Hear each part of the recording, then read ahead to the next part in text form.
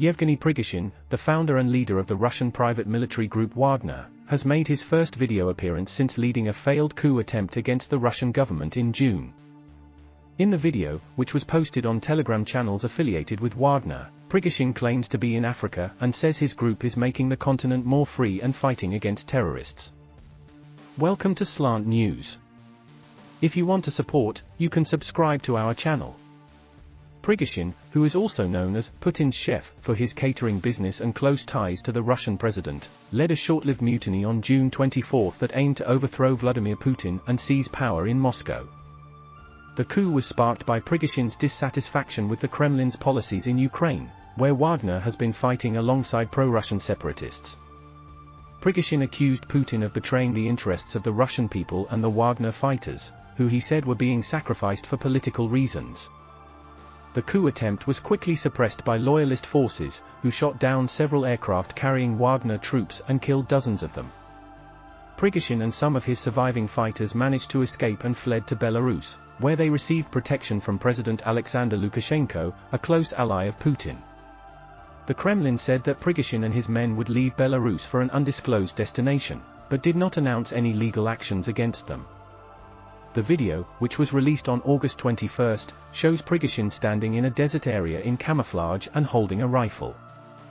He is surrounded by more armed men and a pickup truck.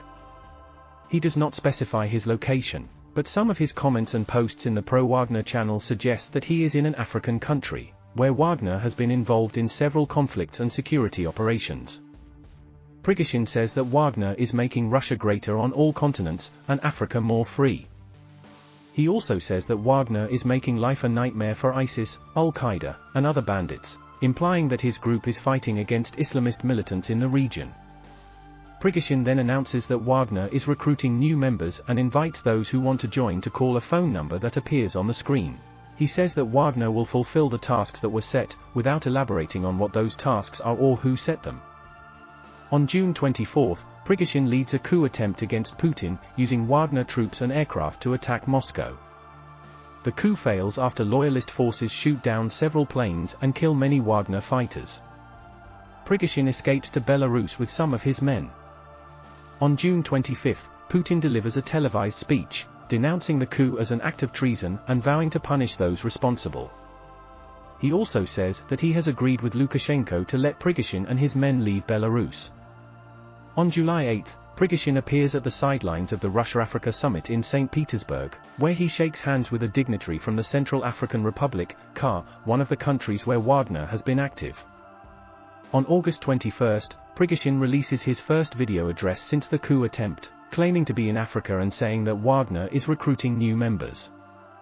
Mark Galliotti, a senior associate fellow at the Royal United Services Institute, RUSI, and an expert on Russian security affairs, Prigozhin's video is a brazen provocation and a sign of his continued defiance of Putin.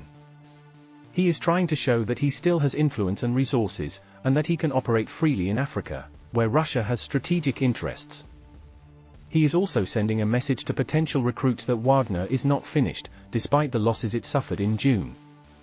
Alexei Malyshenko, a chief researcher at the Dialogue of Civilizations Research Institute, DOC, and an expert on Russian-African relations, Prigozhin's video is a propaganda stunt and a desperate attempt to salvage his reputation. He is trying to present himself as a hero who is fighting for freedom and justice in Africa, while ignoring the human rights violations and atrocities that Wagner has been accused of committing there. He is also trying to attract new fighters who are disillusioned with Putin or looking for adventure and money.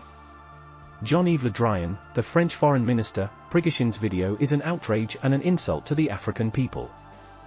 He is trying to portray himself as a liberator, while he is actually a mercenary who exploits Africa's resources and fuels its conflicts.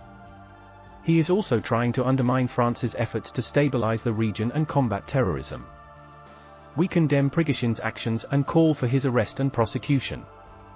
Prigozhin's video is a challenge and a humiliation for Putin, who has failed to hold him accountable for the coup attempt and has lost control over him. Prigozhin's video also exposes the contradictions and tensions within the Russian elite and security apparatus, as well as the risks and costs of Russia's involvement in foreign conflicts. Prigozhin's video is a threat and a danger for many African countries, especially those where Wagner has been operating or seeking to expand its presence. Prigozhin's video also reveals the complexity and volatility of Africa's security landscape, as well as the need for more cooperation and coordination among African states and regional organizations.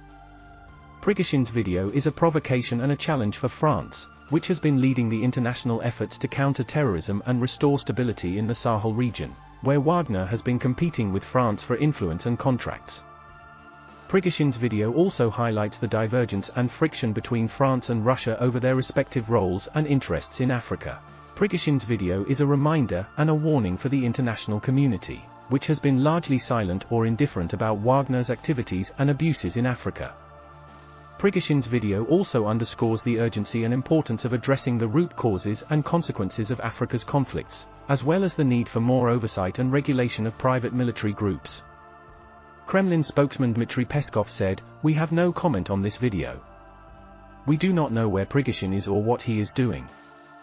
He is not a representative of the Russian state or its interests."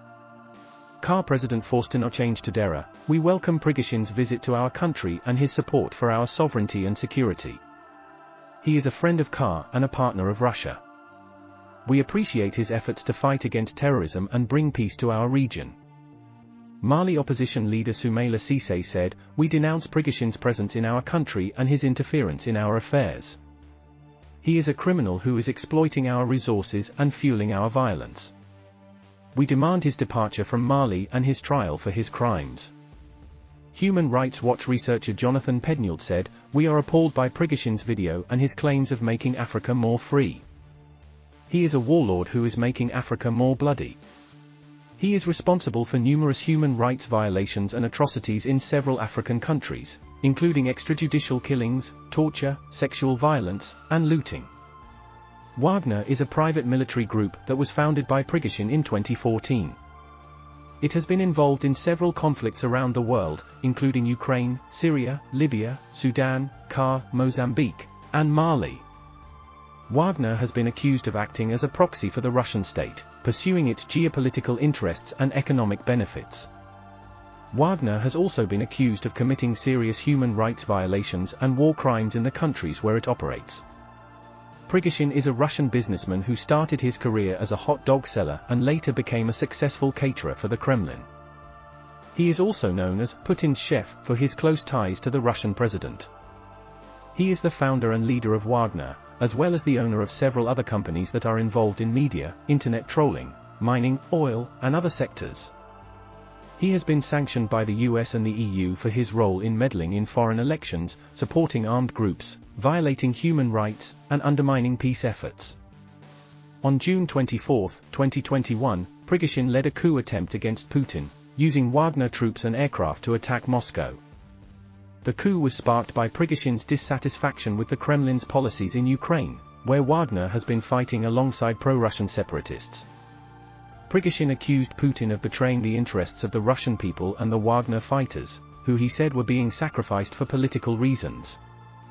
The coup attempt was quickly suppressed by loyalist forces, who shot down several aircraft carrying Wagner troops and killed dozens of them. Prigozhin escaped to Belarus with some of his surviving fighters. Prigozhin's video could increase the pressure on Putin to take action against him and his group, either by arresting them, extraditing them, or eliminating them. Prigozhin's video could also trigger more dissent and unrest within the Russian elite and security apparatus, as well as among the Russian public, who may question Putin's legitimacy and authority. Prigozhin's video could also affect Russia's relations with other countries, especially those where Wagner has been operating or seeking to operate, such as Belarus, Ukraine, Syria, Libya, Sudan, CAR, Mozambique, and Mali. Prigozhin's video could escalate the conflicts and violence in many African countries, where Wagner has been supporting or opposing different factions and actors. Prigozhin's video could also increase the instability and insecurity in the region, as well as the humanitarian and human rights crises. Prigozhin's video could also undermine the efforts of the African Union and other regional organizations to resolve the disputes and promote peace and cooperation. Prigozhin's video could also challenge the sovereignty and integrity of many African states, who may face more interference and pressure from Wagner and Russia. Prigozhin's video could intensify the rivalry and confrontation between France and Russia over their respective roles and interests in Africa, especially in the Sahel region. Prigozhin's video could also complicate France's mission and strategy in the region, where it has been leading a counter-terrorism operation called Barkhane since 2014. Prigozhin's video could also increase the risks and threats for France's troops and civilians in the region, who may face more attacks from Wagner or its allies. Prigozhin's video could also affect France's relations with other European and international partners, who may have different views or agendas on how to deal with Wagner and Russia. Prigozhin's video could raise more awareness and concern about Wagner's activities and abuses in Africa, as well as the need for more oversight and regulation of private military groups. Prigozhin's video could also motivate more action and cooperation from the international community to address the root causes and consequences of Africa's conflicts, such as poverty, corruption, governance, climate change, migration, and development. Prigozhin's video is a remarkable and controversial development that has implications for Russia, Africa, France, and the international community. Prigozhin, who led a failed coup attempt against Putin in June, has reappeared in Africa, where he claims to be fighting for freedom and justice with his private military group Wagner. Prigozhin has also announced that Wagner is recruiting new members and invites those who want to join to call a phone number. Prigozhin's video has provoked various reactions from different actors and experts, who have criticized, condemned, or praised his actions and motives. Prigozhin's video also raises questions and concerns about Wagner's activities and abuses in Africa, as well as the need for more oversight and regulation of private military groups. Prigozhin's video also highlights the complexity and volatility of Africa's security landscape, as well as the challenges and opportunities for cooperation and peace in the region. Here we wrap up the news on this topic. And be sure to subscribe to our channel.